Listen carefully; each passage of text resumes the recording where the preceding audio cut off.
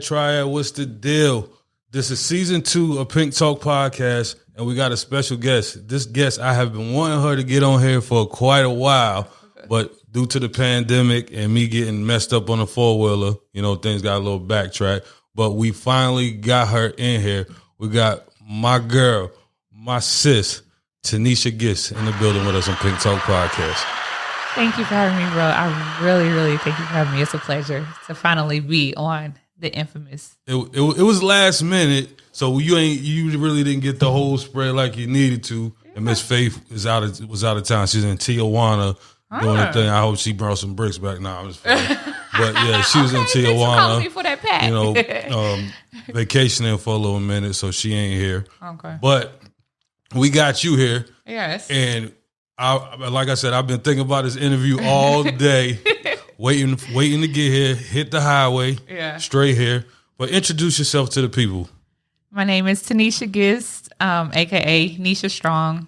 I'm a breast cancer survivor, currently fighting stage 4 breast cancer, and big movement in the Trey 4 area. Definitely. Your name is everywhere. Everywhere. You got a lot of supporters, a lot of followers, a lot of people that love you. You know what I mean? And we're going to start from the beginning. Just tell us how it all got started. Well, in 2018, I was diagnosed with stage 3 breast cancer. And it was crazy because, for one, I didn't think I would get it. But then for two, I didn't think I would have as much support as I had from social media. And so it was just like, when people thought I was going to be private about it, was just like the support that I got. It just made me want to create awareness so more people can get support, and so my supporters can support more people and see that it really is real. Because, my dad, he died from it, but I never in a million years thought that I would get breast cancer. And so I just kind of continued the movement to show people the real things that you really go through when you have this disease, and just how it changes, my life. So the movement is just my everyday life, and me just being real with people about, how cancer is changing me. Right. And then, a lot of things, people think certain diseases have a age limitation, and you're young. Yeah. You know what I mean? And what you're saying, you openly put it out on social media. Is that something that you kind of contemplated before you did it? No, it was what it was when I told people that I was going for a biopsy, I didn't expect to get the reaction from people that I got. I didn't really know how serious it was because, like I said, I didn't think I was going to come out with having cancer, So I just thought, I was just telling people, a random, hey, shoot some prayers up for me, because I ain't going to have this cancer or whatever. Right. So it was just when I got it, I told everybody, and literally so many people hit me in my inbox oh my gosh, I have breast cancer, or I know someone who has cancer. And it was just man, I can't turn this off. It wasn't a attention thing. I was scared with this, I didn't have a boyfriend at home. I don't have children at home. I don't have anybody who lived with me. So it was social media was kind of my team, right. And it felt good because it was some friends, they didn't understand, what I was going through or whatever. People, period. Some of my family don't understand, what I needed and how I needed people there. And it's just when those people who were closest to me didn't understand, there was somebody out there on my social media page in my DMs or, right. what I'm saying, on my page saying exactly what I was going through. Right. So it was just okay, I'm reaching people are reaching me. So, why not continue this? And really, I just wanted people to get the same support that I was getting. Right. It was crazy. The support was super dope. You get a lot of support. I hats off to you. You, so much love that you get from everybody, I'm thankful to God. Right. And I think it's because of the person that you are prior to the situation. Yeah. And, with the situation, you said you were going to get a biopsy.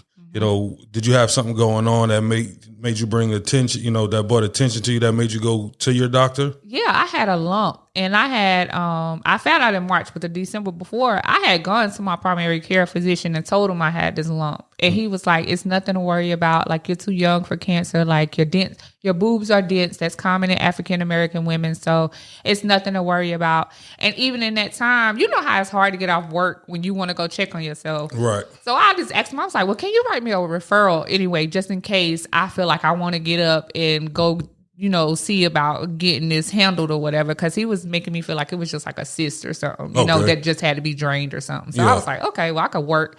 You know what I'm saying? As long as it's nothing life-threatening. And it's actually crazy because my doctor who did that, he was young. He was in his 30s. He's 33. It ended up being stage 3 breast cancer when I came back in March, of course, after the biopsy. And he ended up passing away like a few months after I got diagnosed with breast cancer. Wow. And it was like unknown. Like they didn't put out the reason why he passed away or whatever. And I just thought that was like really odd. I didn't look at it as like, I didn't want to speak any kind of negativity on his name because that wasn't where my mind was, but it was just like, how are you a doctor and you didn't know, you know what I'm saying? You didn't coach me right, but then how didn't you know there was something wrong with you? You know what I'm saying as well? Right. You know what I'm saying? Like I said, I don't know what took him or whatever, but it was just so weird. And like now it's like when I try to like, refute things and stuff, it's like I don't have that doctor to go to anymore and say like, hey, you remember you told me that this was nothing to worry about. Like they don't even have that in my records. Oh wow. Right. He didn't state that in the record. So it just looks like I just came to see about, you know, my boobs, and he wrote me the referral, not even stating that I asked for the referral. He didn't write me the referral on his own. Wow. I asked for the referral. Wow. So it's crazy that in me trying to get my justification, like I can't even go back in records because they're not there. It's not there. It's not there. Yeah. So with you taking action, you know, you going, you know, being proactive, knowing your body, you know, tell us how important preventative care is, you know, for the people, because a lot of people take it for granted, you know, and when they actually do go to the doctors, because it's like at the last, you know, it's intolerable for them when they knew about it, you know, prior to getting to that point. Yeah, and that's a big thing for us, and that's what I'm pushing for. Like the mammogram petition that I have, to lower the age for mammograms being covered at age 30. Like, people don't know, when you look at statistics with cancer, they're mostly doing statistics for older people. Like, it's not, excuse me, it's out there, but it's not a lot of, like, facts on younger people. Right. For one thing, it definitely needs to be awareness out there, because when we find out, younger people, when we find out, we're usually in a later stage, which is a higher fatality rate. Like, we die more because we're finding out late. And of course, it's not much to do. Right. Or we're finding out late and we're getting the harshest medicine because it's late and they're hitting us with everything that they have, you know, to try to kill this. They're trying to be more aggressive. Exactly. And most of the time it's already spread. So that's like, you know, you're setting us up for failure by having coverage so late. And then they're telling us, oh, it's because women's boobs are so dense and stuff like that. But it's like, that's what you need to look into, like the density. It's like if you're doing research of the animals in the sea, like you create a light to look through that density that you want to go dive deep into, see that animal. You know what I'm saying? Right. It's like, you don't ignore it. You know, you don't go over it because something could come and swallow you whole, you know what I'm saying, while you down there, you know? So it's just like, it's a money thing to me, you know? And it's just like all the stuff that, like, my cancer is estrogen driven.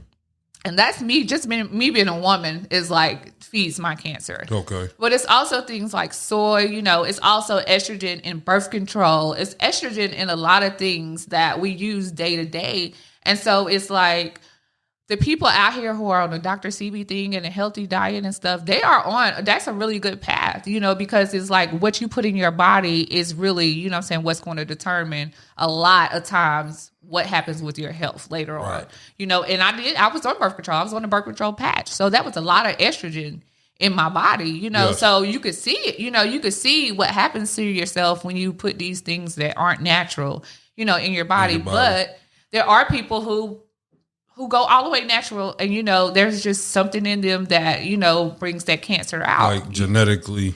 Exactly. Yeah, and your mom, what I'm saying, your mom went through mom, it. She had thyroid cancer. My grandmother is a survivor of breast cancer as well. Like as far as you personally, what type of research did you do, to follow up and learn things about breast cancer or cancer in general on your own? Well, I went to the cancer treatment centers of Atlanta. I got like more information, and they're more hands on. Like they like have a lot of information and education for you. So I got a lot of more information about my diagnosis and my prognosis and stuff. But this was when I was in stage 3. But I ended up losing my insurance, so I wasn't eligible to be there anymore. So I had to come back home, back to Nova or whatever. But my sister, Koya, in Atlanta, we spoke with Dr. Seby's daughter down there. All right. And, but this was when I was in stage 4. Okay. And see, I did a lot of research, and it is the diet, it is what you put in your body. But it's also these other medicines that they're using to say they're curing me, and it's pumping other things in my body as well.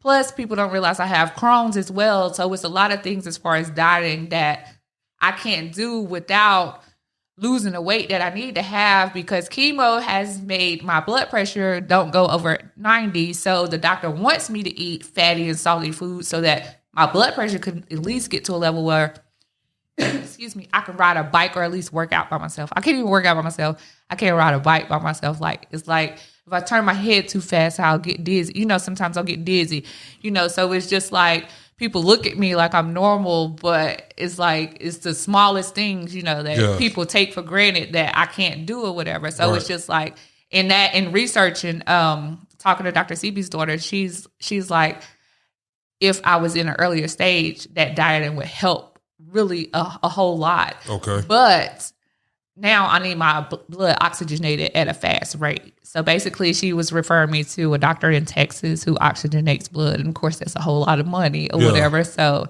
definitely got to research that. But I've also seen a doctor in Dr. Green in Atlanta. She's now working on a laser technology that cures cancer. But everything's in the research phase, so it's like, things are looking good, but I'm racing against time, know. So it's just like I went to Karen Bonner. A lot of people mentioned her in the city. A lot of people have actually referred me to her, and it said that she cured, herself when she went to Peru from cancer, and she had a lot of good information. Everybody, like at the end of the day, everyone who I've spoken to has something in common, so it makes me feel like, someone's on the right track about things. It's just that you're not by yourself. You're not alone. Exactly.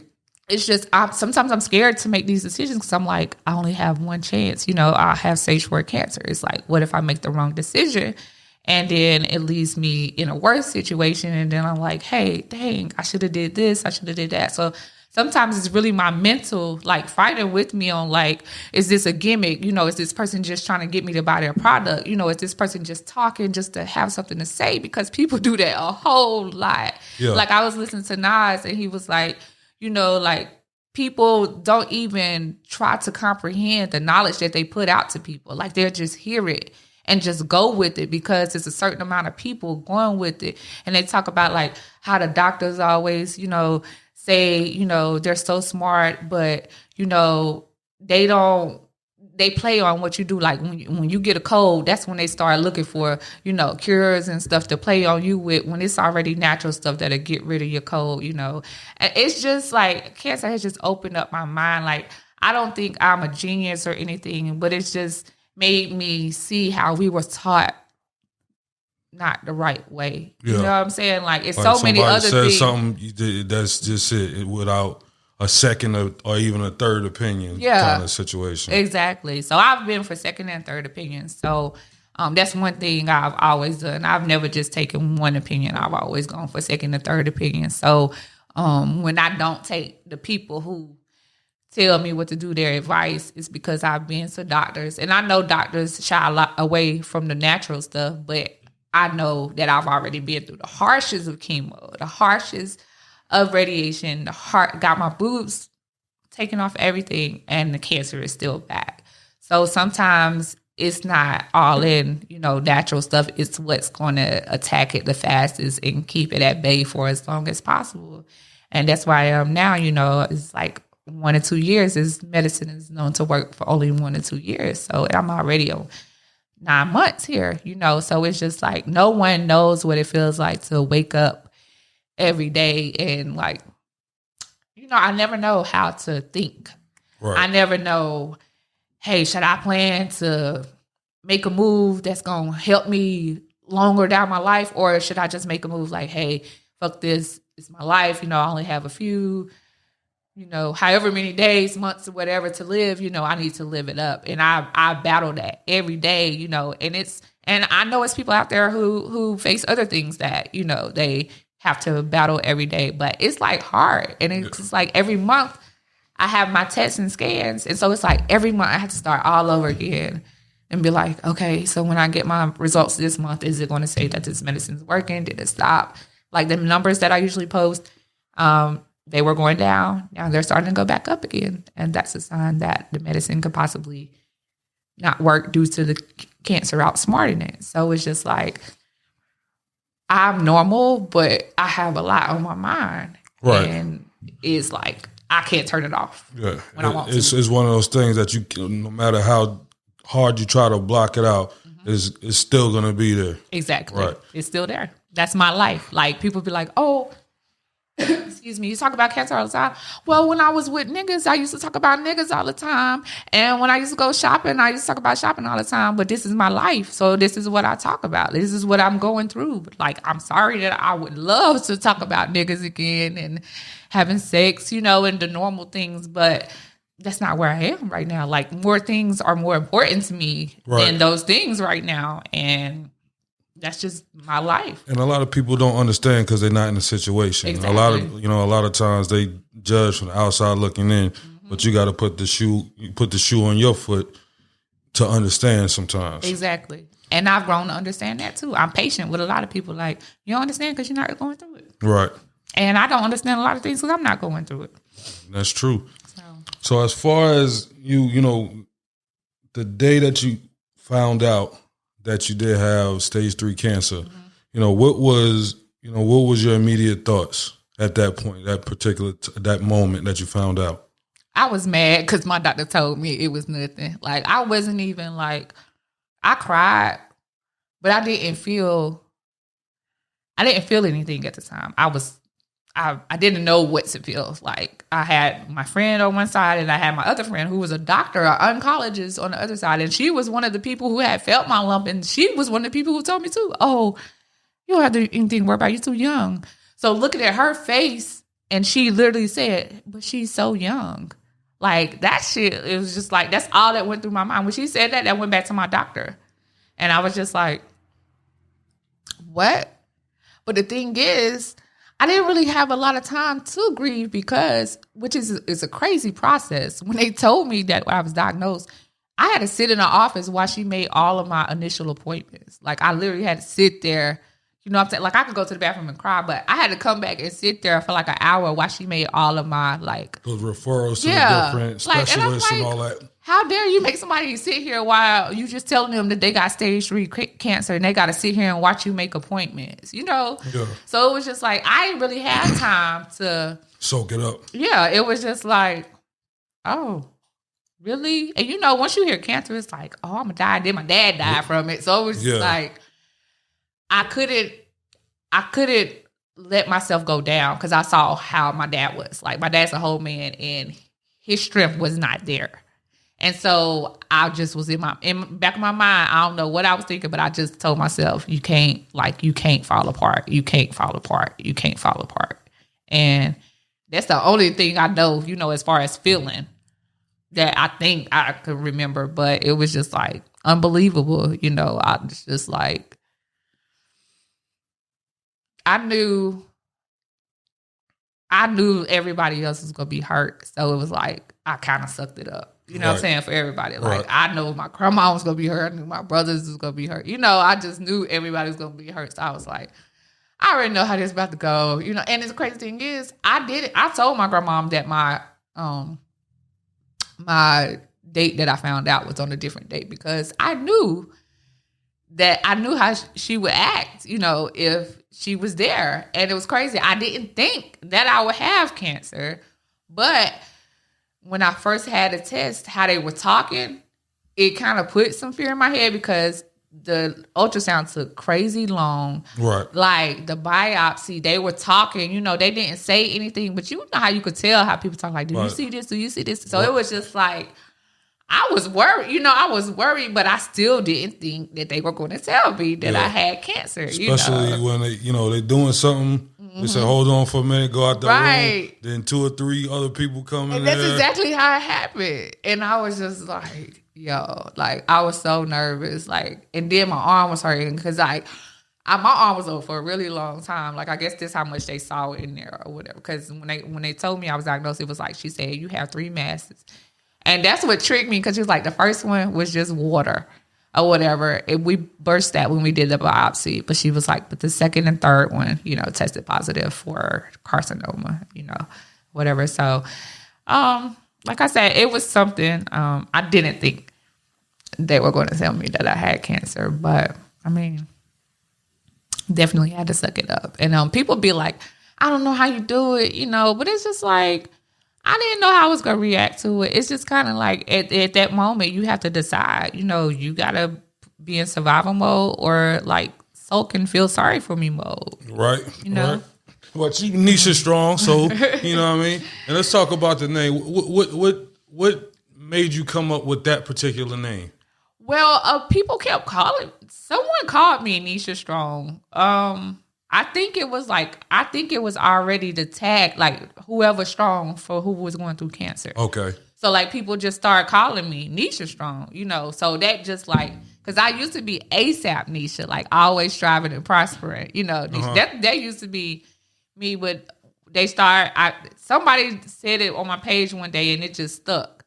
And like I said, there's other people with the hashtag with their name before Strong or whatever. Because even when I got on Instagram, it was another girl who was Nisha Strong, but sadly she had passed away or whatever, and it was she didn't have as many followers as I did, so it's my Nisha Strong kind of took over, and I kind of try to shout her out a little bit in things that were going on, but I don't think by it being her page, no one could really see it too much, when you tag her, she's not allowed to see it or whatever, so it's just I kind of it's I kind of picked up the torch, and kept it going, and I didn't even know her, So that's where it came from, but it matches me because I've been strong my whole life. I went through foster care. My mom was a drug abuser.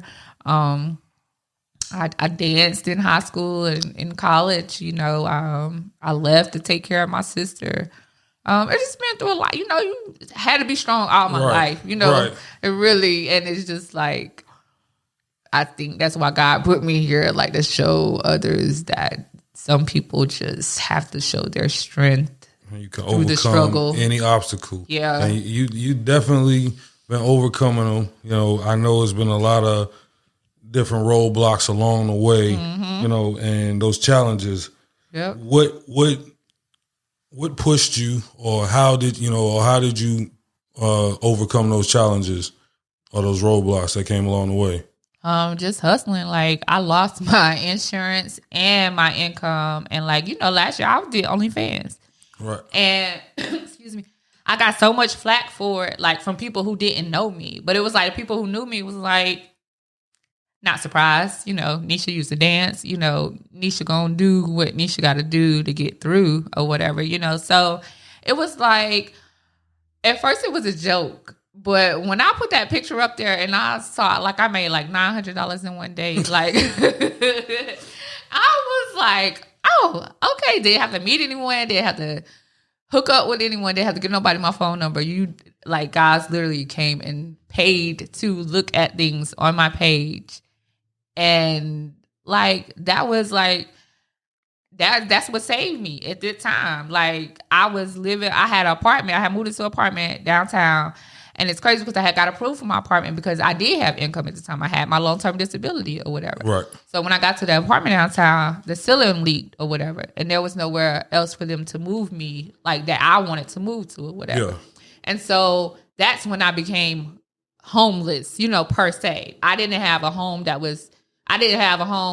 my name was on the lease. You know what I'm saying? So I'm going from hotel to hotel because I don't have any documentation of income on paper anymore because I just lost my income through my job, so that my long-term disability was my income through my job or whatever. So I can't apply nowhere because I don't have paper. I don't have a paper trail to show you my income at this point. I just made the cutoff when I had moved into the place that had the leak in it or whatever. So basically, I'm having to make income and find somewhere to live. So I did OnlyFans, made like $11,000 before taxes, or whatever. But it was just like, I'm about to get me OnlyFans phase. Like I said, if they didn't count the taxes, because you got to report it to disability, but I would still be doing it. Like, in no way, shape, or form was I ever threatened. Was I ever thinking about my, danger in my life or anything. Like, and a lot of people on my OnlyFans, I didn't know who they were because they would create a screen name. And I liked it like that because I don't want to feel no pressure of no woman's husband on my thing or no people who I know, boyfriend on my thing or anything like that. But it's just like most of the people on there seemed like they were on there supporting me just because they knew why I was doing it. You know what I'm saying? Right. Like, it's like guys would pay $50 and $200. A guy pays $200 one time for a video. Like, I don't care. I don't care if people say they saw this or they saw that about me. It's not going to embarrass me. If anything, you're probably Kim Kardashian me if you try to put me out there too much because nothing I put up there looks bad. Like, I'm a woman who's getting paid off of men seeing her body, and it's definitely a desperate need. Like, it's not like I'm uneducated and can't do anything. I came from an accounting job. I worked at an engineer firm. I made $20 an hour. So it's not like I'm not intelligent or anything like that. It's I can't doing work. What you got to do. I'm doing what I got to do, and I don't care who says anything about it because they're not going to save my life. They're not going to put a roof on my head. They're not going to put food in my mouth. So that something somebody put out about me being homeless, like, people think it affected me. Like, it affected me because I was wondering why I was on their mind for them to say something about that. But it didn't affect me like it's going to keep me from doing what I got to do. Right. No. Because at the end of the day, if that person was beside me hustling for the same reasons, I would out-hustle that person any day. So I'm not mad at that. You know what I'm saying? Like, it's just some people don't understand you got to do what you got to do, and some people want you to be bothered by what they think, and no one should be bothered. Like, the person, if they hear this, they shouldn't be bothered by what I'm saying about them. Like, you do what you got to do in life and keep it moving. Don't worry about it. If it's not the business that pays you, don't worry about it. Right. Like, period. So I'm, by any means necessary, I'm going to get out there and I'm going to do what I have to do. I did it in college. I'm going to do it in my adulthood. Hey. Like, nobody's going to save my life but me. Right. Ain't nobody. My mother always told me, there's nobody going to look out for you like you. Exactly. I learned that the hard way too. Exactly. And dying is lonely. Like, people think, like, I know a lot of people on Facebook and social media, but every day I go home by myself. You know what I'm saying? Like, I got to deal with what everybody don't said about me today, what everybody don't thought about me today, all the doctor stuff I got to do, plus life that I already had. You know what I'm saying? Like, I'm like the link, that holds my family together, so I still have all of this stuff, and people just like, I don't expect people to just clap their hands and make my life easier, but respect me. Right. Like, you have no idea. I look good all day on Facebook, but you have no idea, like, how many times I be like, I see why people want to kill themselves. You know what I'm saying? Because it's hard. It's like every day I got to find a way to make a way. Then the next day, then the next day, then the next day. Then when something happened, I got to find another way. Then sometimes I got to go to Facebook and ask people, beg people for money. I don't want to do that. Like, it's females who beg me to let them help me as far. And I ain't talking about no financial stuff, because that's one thing people could never say. Nobody who is out in the street with my supporters who is not my family can ever say I've asked them for money, like as far as borrowing or anything like that, besides out of GoFundMe or anything like that. Nobody can ever say I'll come to them like, hey, can you pay this? Can you pay this? Can I borrow this? Never. I've since cancer, I have never, and that's my God honest, like truth. Like only time I ask my friends to borrow something, it's like, can you cash out me something and I'm getting ready to bring you this cash? You know what I'm saying? Something like that. Other than that, nothing, because people show you their true colors. Like, and I isolate myself because it's like, I don't want to worry about what people think about me while I'm dying. You know what I'm saying? Like, I don't want to focus on that. I don't want to focus on if somebody thinks I'm posting too much today, or if somebody's my friend and hear someone talking about me and they want to join in on a conversation. You know what I'm saying? And It's just like, dying is lonely. Like nobody wants to live a good life more than you do when you finally see what life is really about. And it's sad that we don't really see what life is really about until we're losing it sometimes, because it's like you really don't think about, you think you have all this time and you don't, So it's just like, I think about old people so much. I think about them like every day because my granddad, he has stage 4.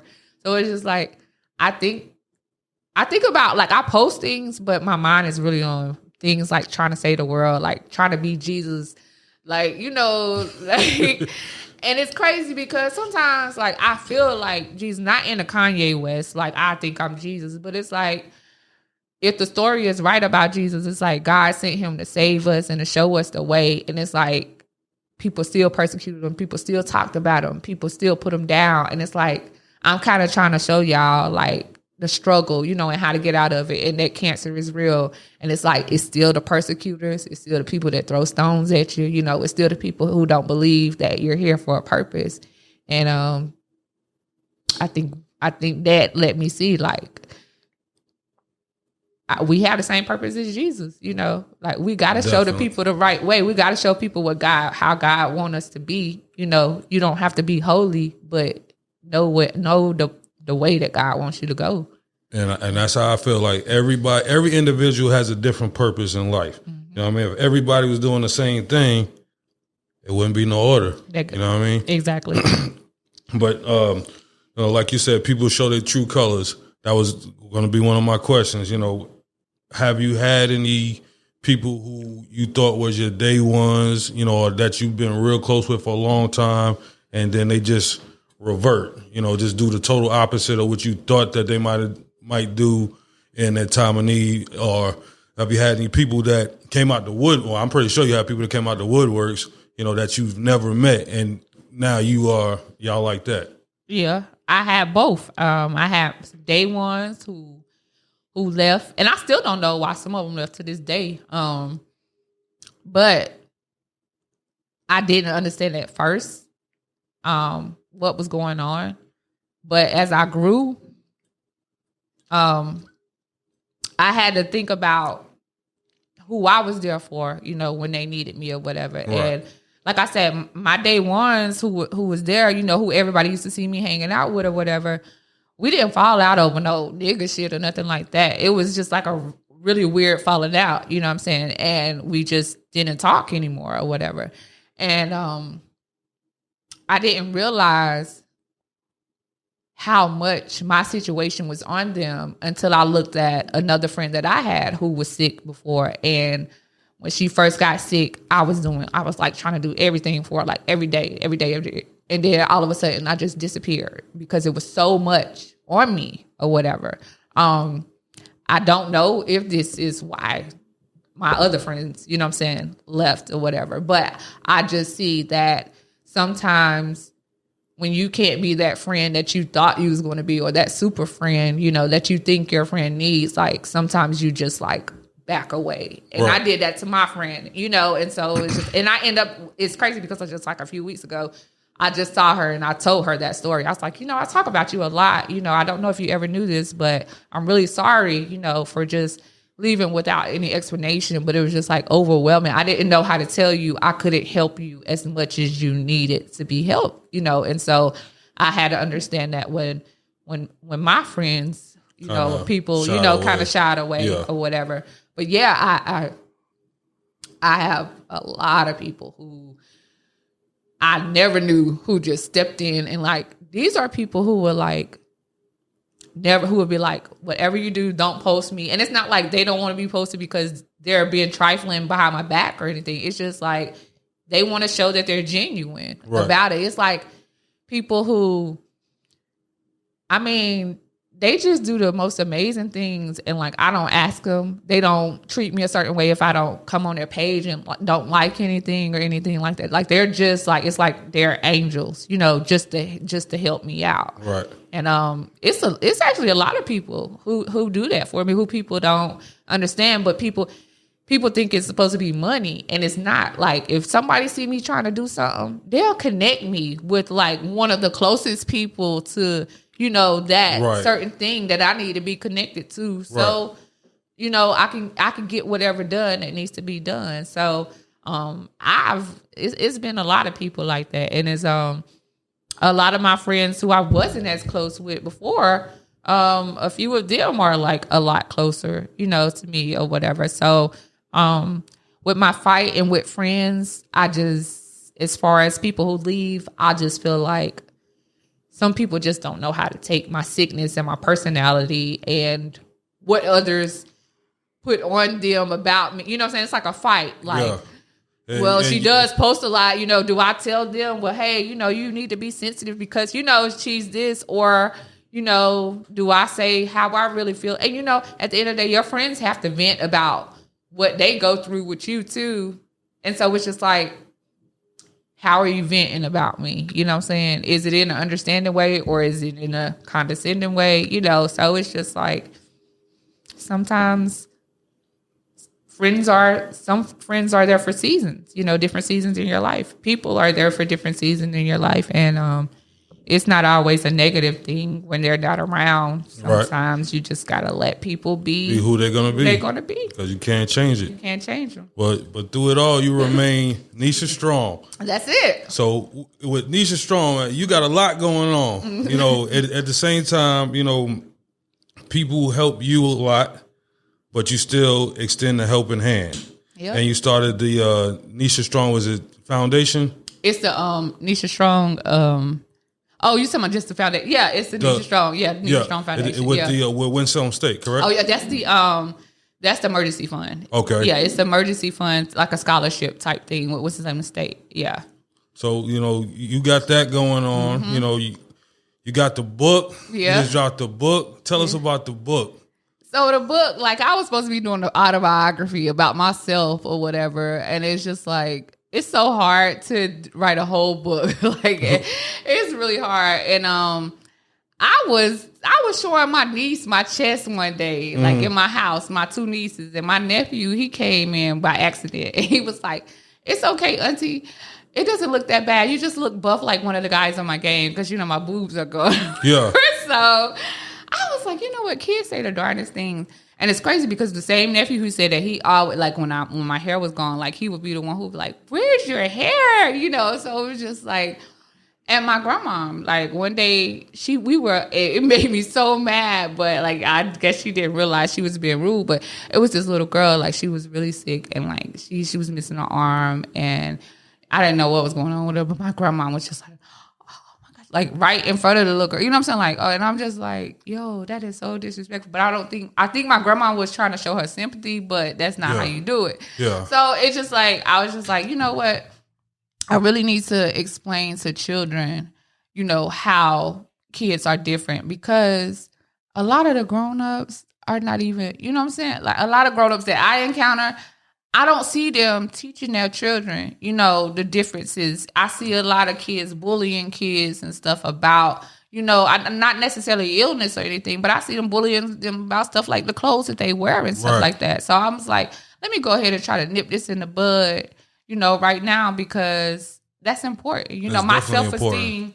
Yeah, self-esteem is... When somebody, you know, guys don't like me to, you know, my inbox don't be jumping no more like it used to be because, and I'm pretty sure it's because of my, you know, my looks and my situation that I'm in. And it's just like, you just want everybody to be included and let people know, like, everybody is different. Like, at the end of the day, we grow up, we're all going to have some type of illness, you know what I'm saying? Or, well, not all, you know what I'm saying? But most of us going to have something to deal with as far as health.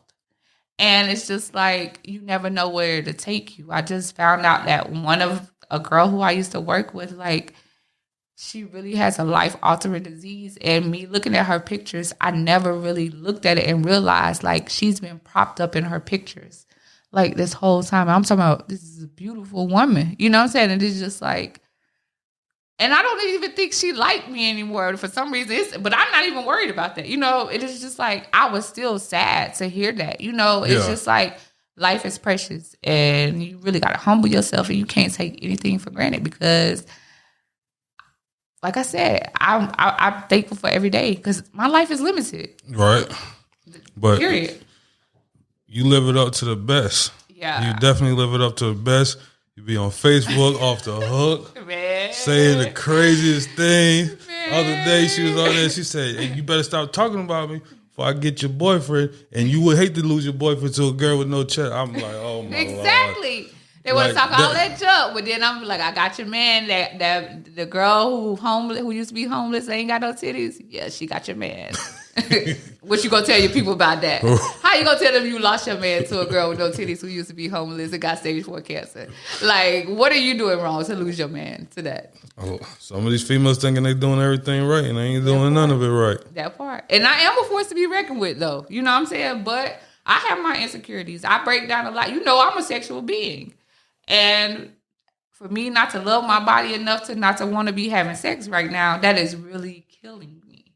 Like, and I know people are like, oh, it's just sex, but I'm a sexual being. Right. Like, that is a big part of my womanhood. You know, like, you don't see me posting nasty stuff that as much as I used to. Right. It's just like, out of my hair being gone, my boobs being gone, this is killing me the most because it's just like, I have to make I sometimes I think, like, I'm going to die a lonely woman. You know what I'm saying? Like, I'm going to die, like. That's not going to happen. I mean, you know, and people say that, you know, because they look at me, but that's my reality I'm living right now.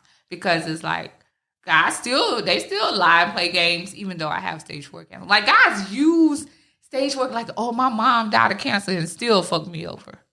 Like, they know what their mom went through, and you'll still do a woman who ain't even asked you to come into her life. You know what I'm saying? Yeah, that's wild. Like, it's crazy. Like, when I tell you this is the loneliest part of my life, you know, it's like, I don't got people to talk. You know what I'm saying? I have people always say, you can call me anytime you want to talk.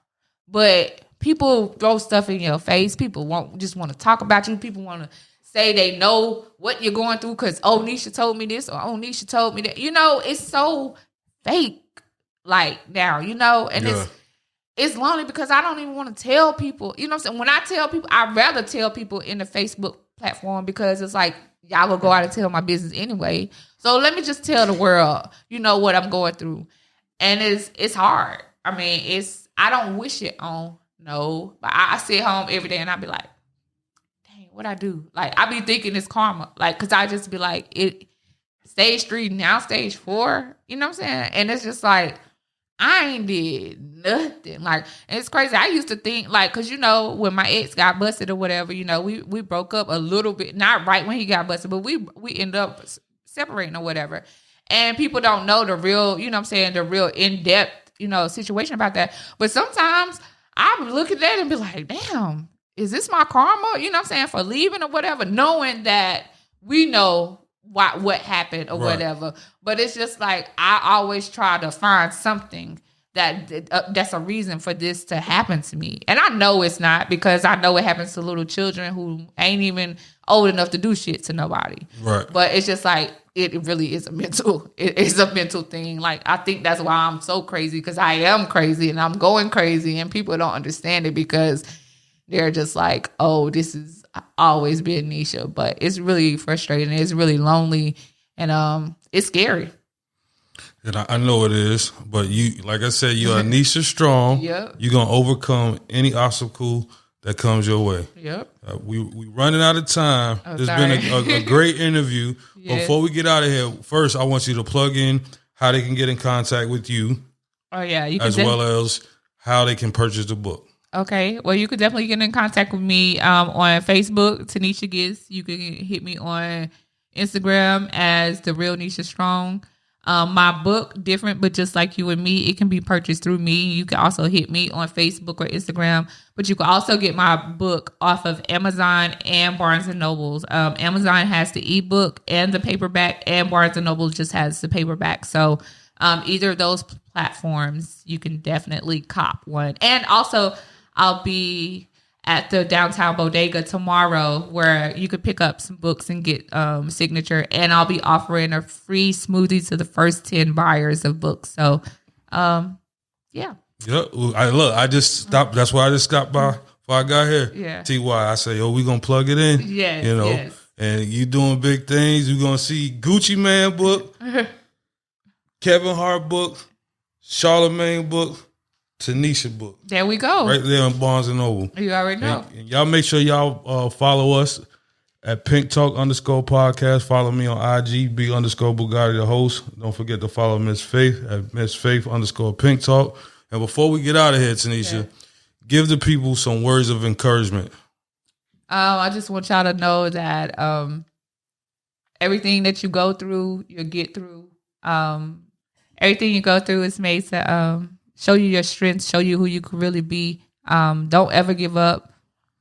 Don't live in your darkest days. And when you're feeling weak, just put your name in front of the Nisha Strong and take my name away. And it's you strong all life long for whatever you got to be strong through. Just do what you got to do. Do what you got to do. And you got to make sure you put that on with it. You on. got to put that on with it. But Nisha, this has been a great interview. Like I said, I've been waiting for you to get in here. Thank you Anytime for she having asked me who, I always throw your name out there. Yes. And so when she hit me, she said, she's coming. I was Yes. like, yeah. I was like, yeah. Thank y'all for having me. Like, I really appreciate it. No problem. But like I said, it was spare the moment, so we got to get you back. Yeah. We got to get you back so you can get the full experience with the Moscato and the food and all that. Miss Faye, she took a little vacation to Tijuana to get us some bricks, bring them back across the border. But nah. But yeah, y'all make sure y'all follow us and follow my sis, Taneisha Gist, a.k.a. Nisha Strong. Till the next episode of Pink Talk Podcast, we out.